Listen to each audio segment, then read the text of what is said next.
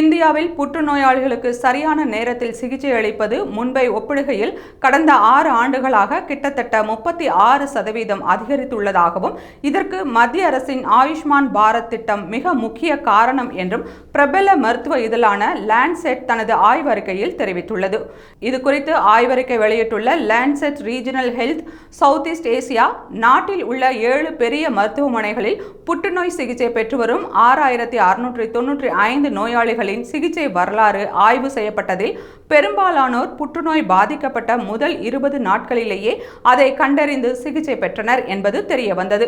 1995-2017 இடையேயான காலத்தில் கண்டறியப்பட்ட நோயாளிகளுடன் ஒப்பிடுகையில் 2018க்கு பிறகு புற்றுநோய் கண்டறியப்பட்டவர்களில் 36% பேர் சரியான நேரத்தில் சிகிச்சை தொடங்கியுள்ளனர் என்பதும் ஆய்வில் கண்டறியப்பட்டுள்ளது.